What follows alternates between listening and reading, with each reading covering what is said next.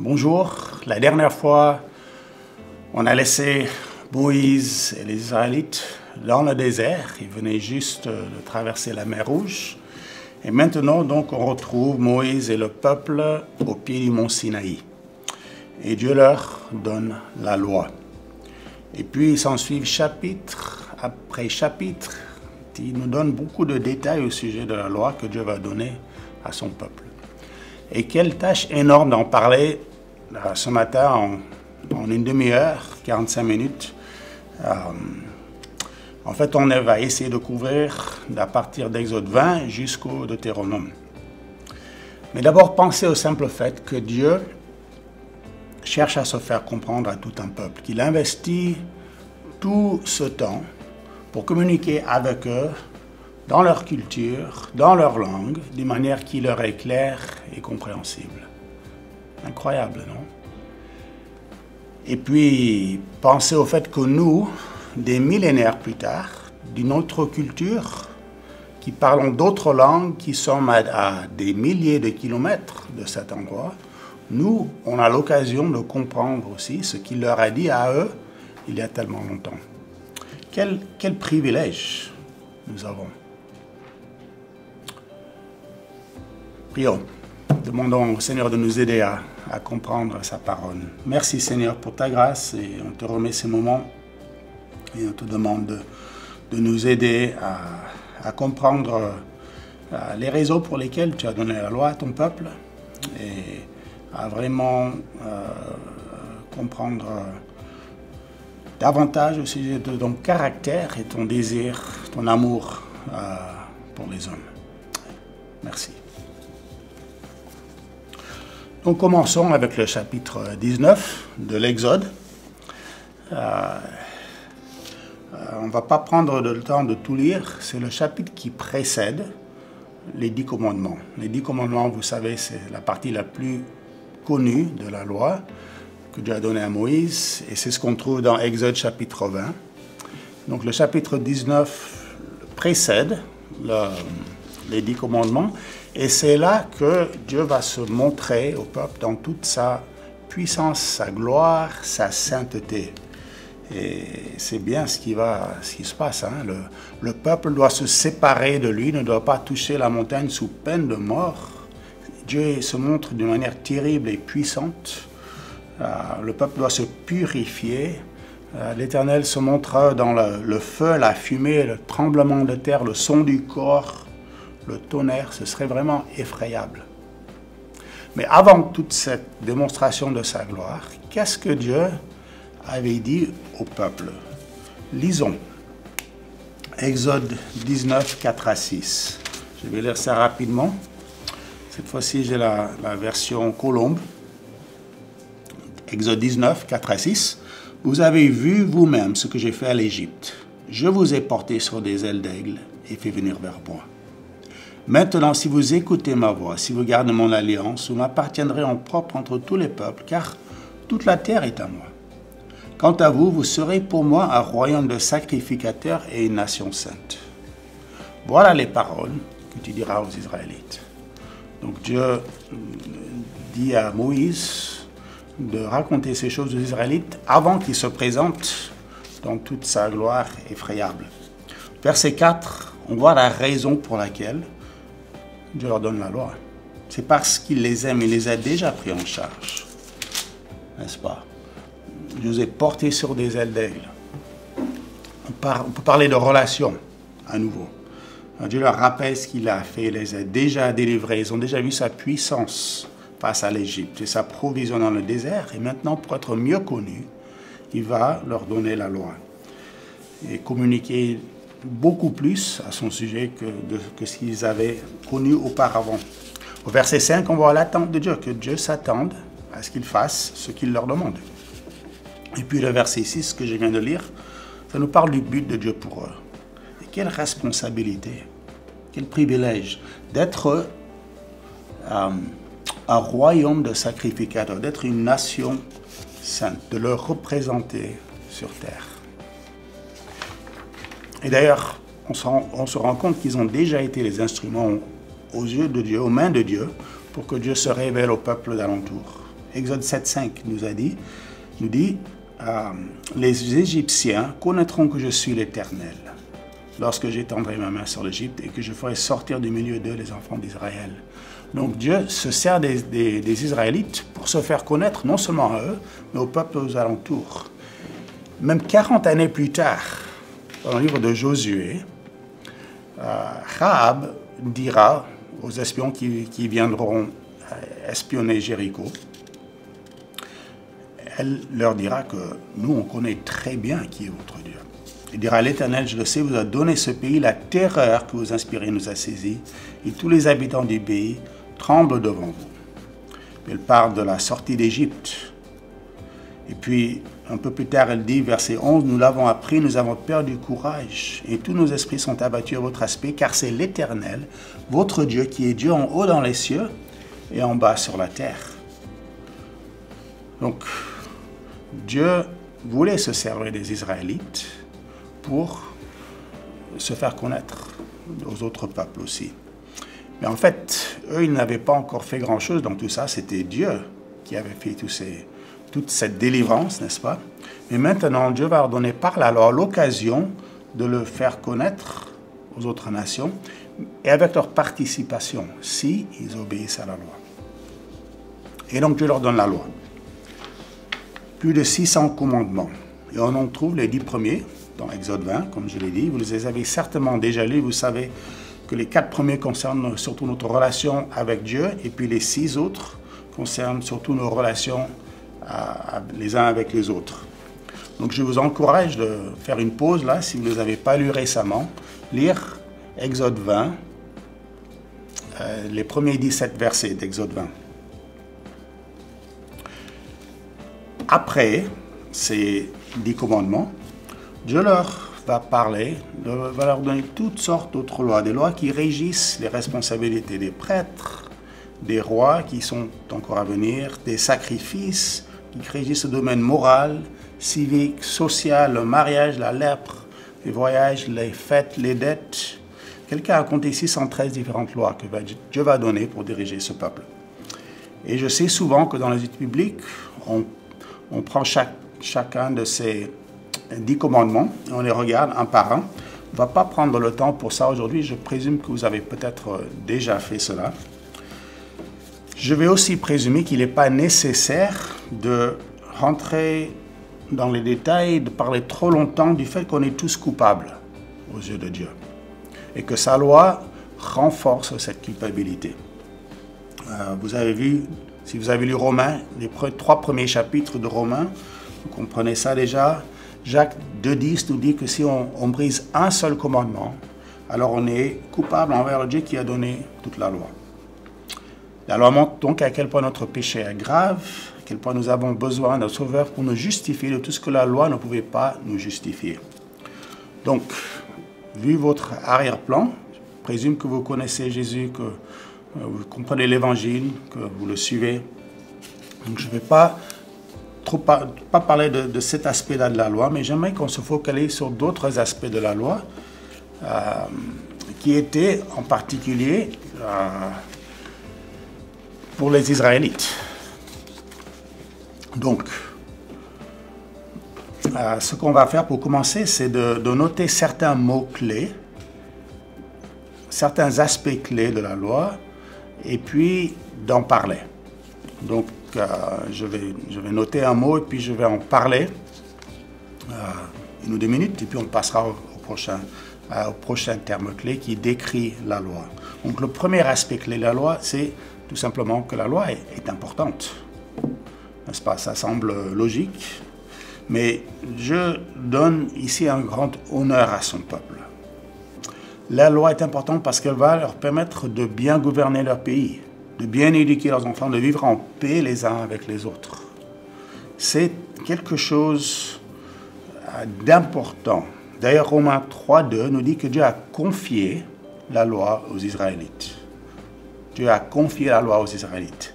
Et quand on parle de confier quelque chose à quelqu'un, c'est parce qu'il s'agit de quelque chose qui a de la valeur. Si je confie mon portable à un ami, c'est que mon ami est censé en prendre soin, parce que ce portable a de la valeur pour moi.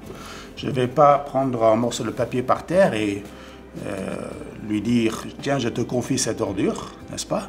Je vais plutôt dire « S'il te plaît, tu peux aller jeter ça dans la poubelle ». Mais quand on parle de confier quelque chose à quelqu'un, c'est parce que c'est important. Ce n'est pas quelque chose de petit, c'est un honneur. Donc la loi est importante. Et puis la loi, elle est bonne. C'est un honneur que Dieu confie la loi aux Israélites parce que la loi est bonne. Et on a tendance à oublier que la loi est bonne à cause de certaines choses qui sont dites dans le livre des Galates ou Romains, qui sont aussi vraies au sujet de la loi, bien sûr. Mais malgré ces aspects-là de la loi, il faut comprendre que la loi était un bon cadeau de la part de Dieu. Et David en parlera beaucoup. Il dira « Combien j'aime ta loi ». Elle est tout le jour l'objet de ma méditation. Psaume 119, 97. Il dira « La loi de l'Éternel est parfaite, elle restaure l'âme ». Psaume 19, 7. Donc la loi, ce n'est pas un cadeau empoisonné. C'est un don précieux d'un Dieu qui aime son peuple. Et puis la loi, elle est un honneur de la part de Dieu. Ça, c'est le troisième aspect. Pensez au fait que Dieu est en train d'honorer son peuple. La loi, elle représente quoi? Le fait que Dieu veut communiquer avec son peuple, il veut les bénir, il les protège, il les a choisis pour être son peuple. Il leur délègue la responsabilité de le représenter sur terre, d'être ses prêtres. C'est un grand honneur de représenter un roi, n'est-ce pas? Ici à Dakar, je connais un ambassadeur, l'ambassadeur d'un des pays du Moyen-Orient. Et pour moi, c'est un honneur de lui parler. J'ai eu l'occasion d'aller chez lui. Et quand j'entends son point de vue sur certaines choses, etc., c'est vraiment quelque chose, un honneur de passer du temps avec lui. Mais rendez-vous compte que les Israélites ne représentent pas un roi sur la terre, mais le roi de toute la terre. Quel honneur incroyable. Et puis, c'est un honneur aussi du fait que si ils obéissent à la loi, les autres peuples vont être attirés à Israël. Vous savez, il n'y a pas beaucoup de demandes de visa pour la Corée du Nord ou l'Afghanistan. Il y en a peut-être certaines demandes, mais en général, ce n'est pas vers ces pays-là que les gens cherchent à aller. Et pourquoi? Parce qu'il y a de l'injustice, il y a de la pauvreté, il y a des dictatures, des aspects comme ça qui ne vont pas vraiment intéresser les gens. Mais par contre, pour Israël, s'il obéissait à la loi, alors Dieu allait les bénir matériellement. Et puis, il y aurait la justice et une certaine liberté. Donc, tout ça, ça représente les aspects de la loi par lesquels Dieu cherche à honorer son peuple. Et puis, il les aime, n'est-ce pas? Dieu les aime. Et c'est pour ça qu'il leur donne la loi. Et ça, c'est le prochain terme. En tant que parent, c'est à qui que tu vas donner des instructions? Est-ce que tu vas sortir dans la rue et crier à des enfants que tu ne connais pas, « Ah, ce soir, rentrez chez vous, soyez sûr de faire vos devoirs ». Probablement pas. Ce serait bizarre. Pourquoi? Parce que tu n'es pas impliqué dans leur vie. Tu ne les connais pas, tu ne les aimes pas. Et ce n'est pas à eux que tu vas donner des instructions. Mais à qui tu vas donner des instructions? À tes enfants, à ta famille. Plus tu es impliqué dans la vie de quelqu'un, plus tu vas chercher à l'aider, à lui donner des instructions. Et Dieu est impliqué dans la vie des Israélites parce qu'il les aime. Parce qu'il les aime, il va chercher à établir un moyen pour eux de le suivre, et plus que de le suivre, de le connaître. Car Dieu veut que son peuple le connaisse. Et ça, c'est le prochain terme clé. Parce que dans la loi, ce n'est pas juste que Dieu veut qu'on l'honore, qu'on lui obéisse parce que, ou sinon, c'est pas comme un parent sévère qui va simplement dire « Ah, c'est parce que je te l'ai dit ». Dieu, souvent, pas toujours, mais souvent, il cherche à expliquer pourquoi il donne ces règles aux Israélites. Il veut que les Israélites sachent, qu'ils connaissent qui il est et ce qu'il a fait. Il cherche à communiquer.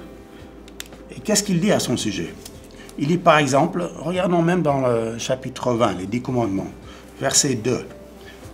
Avant de commencer à dire les 10 commandements, il leur rappelle qui il est. Je suis l'Éternel, ton Dieu, qui t'ai fait sortir du pays d'Égypte, de la maison de servitude. Et puis après, il commence, une fois qu'il s'est présenté, une fois qu'il leur rappelle à quel point il s'est impliqué dans leur vie, alors là, il leur parle. Et puis versets 5 et 6, il parle du fait qu'il est un Dieu jaloux et qu'il use de bienveillance jusqu'à 1000 générations. Il veut qu'ils le connaissent, qu'ils connaissent le fait qu'il les aime au point de la jalousie. Verset 7, il veut qu'ils comprennent que son nom est précieux et qu'il va punir donc ceux qui en abusent. Et verset 11, il parle du fait qu'il a créé, qu'il s'est reposé. Et puis verset 12, il leur rappelle que c'est lui qui va leur donner un pays. Donc, ce n'est pas juste que Dieu leur dit, faites ceci, faites cela, soumettez-vous, obéissez à mes commandements. En leur donnant ces commandements, il leur rappelle qui il est et ce qu'il va faire pour eux. Il veut qu'ils le connaissent. Ce n'est pas juste une liste de règles et de règles qu'il leur donne. Et puis on peut dire aussi, au prochain point, que la loi, elle est raisonnable. Donc quand je dis raisonnable, c'est-à-dire d'abord qu'il y a, oui, on a dit qu'il y a 613 lois, et ça semble être énorme, n'est-ce pas? Mais renseignez-vous sur le nombre de lois qui régissent le gouvernement de votre pays. Je sais, aux États-Unis, il y a, même dans une courte période de quelques années, je ne me rappelle pas les détails, mais il y avait 20 000 lois qui ont été écrites, pas dans les 200 et quelques années de la vie du pays, mais une période bien plus courte que ça. Donc 613 lois, en fait, c'est raisonnable. Et puis, ce n'est pas quelque chose qui est impossible pour eux de faire. Si je comprends bien Deutéronome 30, Deutéronome 30, 11 à 14, nous dit ceci. En effet, ce commandement que je te prescris aujourd'hui n'est certainement pas au-dessus de tes forces, ni hors de ta portée. Il n'est pas dans le ciel pour que tu dises qui montera pour nous au ciel. Il n'est pas de l'autre côté de la mer, verset 13, pour que tu dises qui passera pour nous de l'autre côté de la mer. Nous l'apportera, nous fera entendre afin que nous le mettions en pratique. Verset 14, cette parole au contraire est tout près de toi, dans ta bouche et dans ton cœur, afin que tu la mettes en pratique. Dieu ne demande pas à son peuple de faire quelque chose d'extraordinaire ou d'impossible ou de bizarre, n'est-ce pas? Il ne leur demande pas de soulever un rocher qui pèse 1 tonne. Il ne leur demande pas s'ils peuvent voler plus vite qu'une balle. Ça, c'est Superman qui fait ça, n'est-ce pas? Ou c'est Superman qui peut respirer en l'absence d'oxygène. Mais Dieu ne demande pas de faire des choses qui sont impossibles. Les lois que Dieu donne à son peuple sont claires et raisonnables, n'est-ce pas? Mais, bien sûr, la loi n'est pas facile à garder, n'est-ce pas? Mais quel est notre problème? Pourquoi est-ce qu'il est tellement difficile de suivre la loi? C'est le péché, n'est-ce pas, qui réside en nous, dont on a parlé déjà. Et c'est pour ça qu'on n'est pas vraiment capable de garder la loi. Mais le problème, ce n'est pas la loi, c'est nous, n'est-ce pas? La loi, elle est raisonnable. Mais pour nous, c'est souvent une question, ça revient souvent à une question de satisfaction. Et c'est ça le dernier terme clé là, au sujet de la loi dont je voulais parler. Ça revient à une question de satisfaction. C'est un ami qui m'a parlé de ça récemment. Et si vous pensez à la plupart, sinon tous les commandements, et les 10 commandements là, ça revient en partie du moins à cette question, où est-ce que je vais chercher à être satisfait? Vous savez, un fermier, un agriculteur en Israël, il a le choix. Est-ce que je vais me confier en Dieu, lui faire confiance qu'il va pourvoir la pluie, ou est-ce que je vais aller demander aux dieux des nations païennes, comme les Baals, les Astartés, etc., de m'aider à avoir une bonne récolte?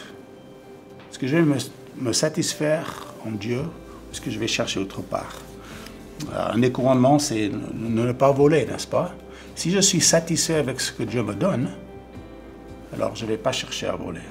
Si je suis satisfait avec l'épouse que Dieu m'a donnée, je ne vais pas commettre l'adultère. Vous voyez, ça revient en grande partie à une question de où est-ce que je vais trouver ma satisfaction. Est-ce que je vais chercher à être satisfait en Dieu ou pas? Même le dernier des commandements, ça revient à une question de convoitise, ce qui est quoi? Un manque de satisfaction, n'est-ce pas? Donc tout ça pour montrer à nouveau que Dieu, il cherche une relation avec son peuple. Il veut qu'il soit satisfait avec sa relation avec eux. Donc voilà certains aspects clés de la loi que Dieu a donnée aux Israélites. Mais pensons au fait que d'ici quelques jours, en fait, en suivant le récit de l'Exode, il y aura l'épisode du veau d'or. Et donc, très rapidement, on va voir, on sait que les Israélites ne sont pas satisfaits avec leur relation avec Dieu. Et encore, dans la suite du récit,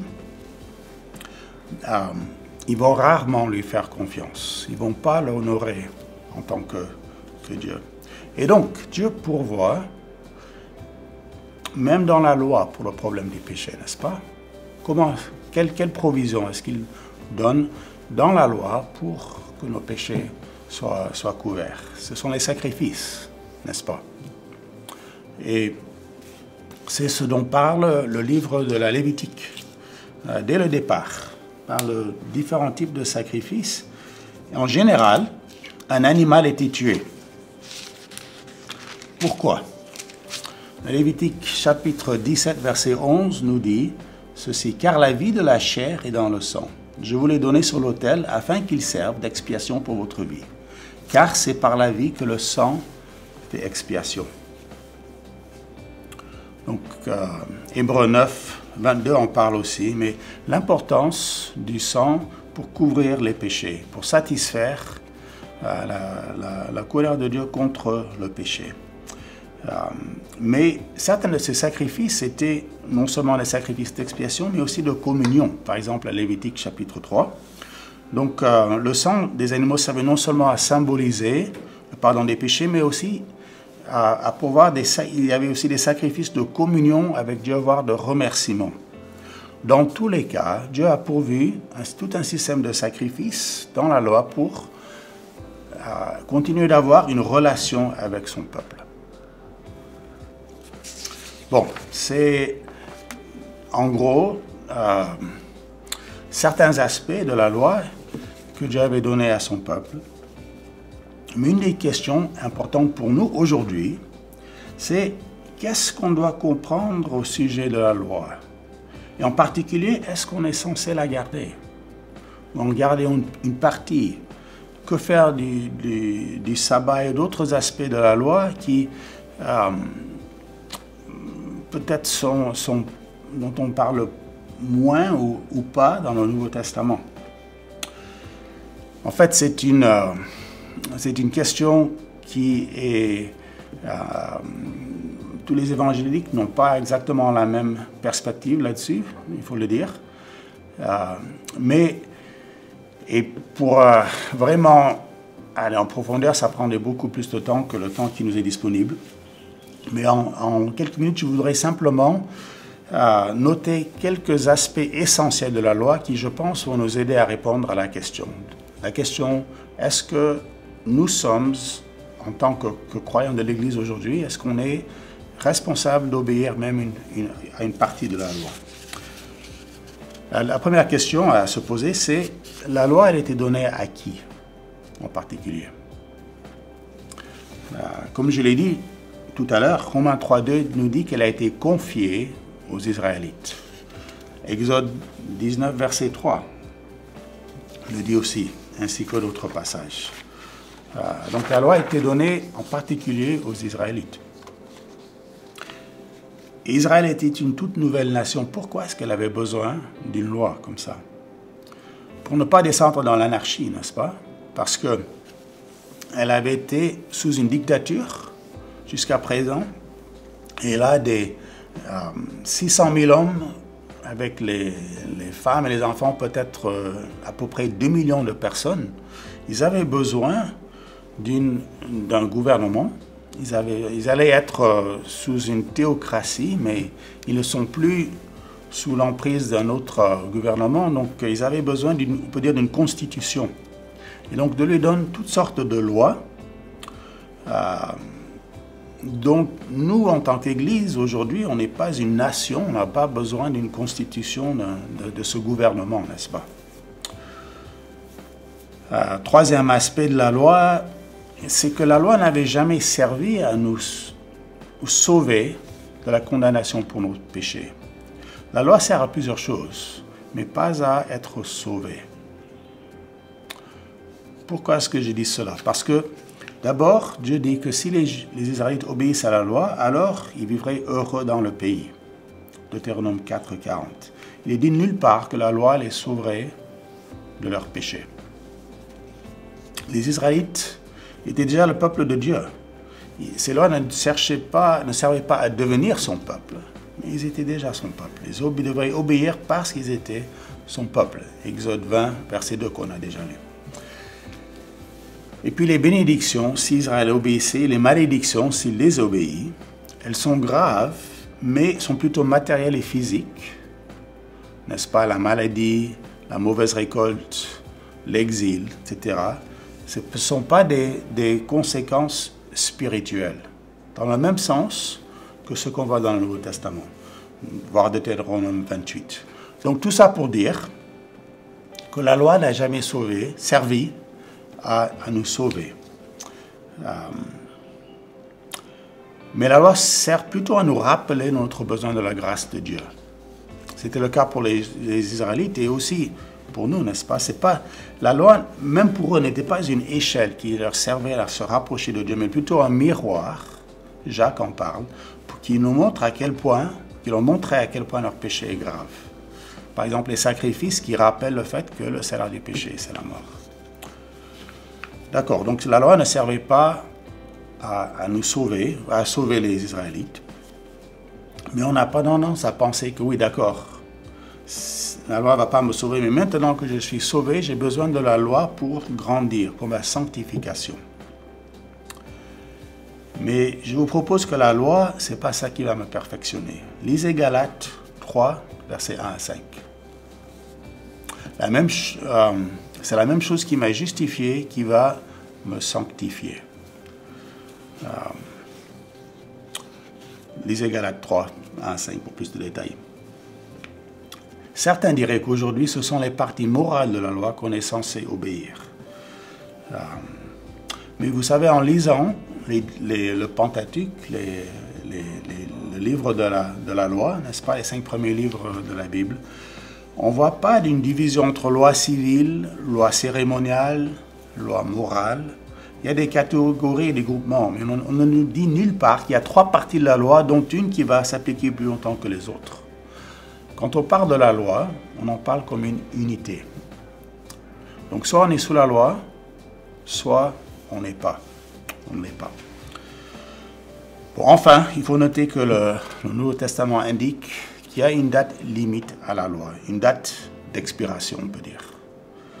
Voir Galates, à nouveau, Galates 3, verset 19, verset 23 à 25, qui en parle. Bon, comme j'ai dit, ça soulève peut-être d'autres questions et ce serait peut-être des questions pour l'avenir. Mais revenons un peu au sujet là, les 5 premiers livres de la parole de Dieu. On voit que Dieu a délivré son peuple d'Égypte, les amène au désert, il pourvoit leurs besoins, il les honore en leur donnant cette loi. Mais plus encore que leur donner la loi, leur donner ce qu'il leur demande de faire, il va chercher à habiter parmi eux. Et donc, la deuxième partie du livre d'Exode, ça comprend toutes sortes de détails sur le tabernacle. La tente où la présence même de Dieu va habiter.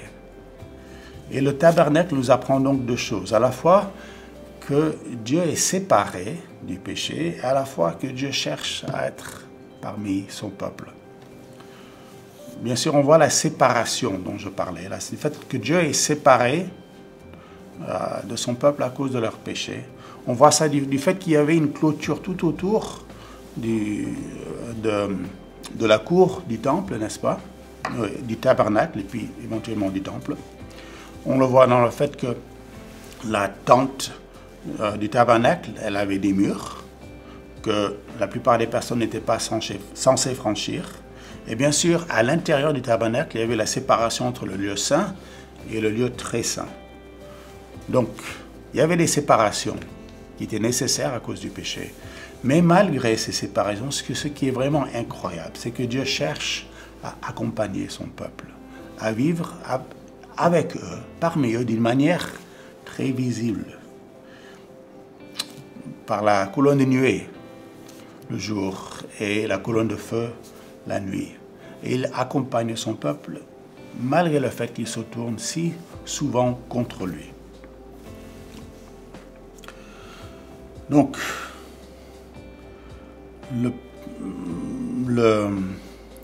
les livres d'Exode et de Nombre et de Deutéronome sont remplis de récits dans lesquels on voit souvent le peuple se rebeller contre Dieu.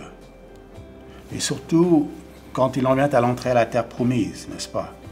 Ils refusent d'entrer, et puis quand Dieu leur dit « bon, vous allez être dans le désert pendant 40 ans », alors ils essayent d'entrer, et c'est la catastrophe.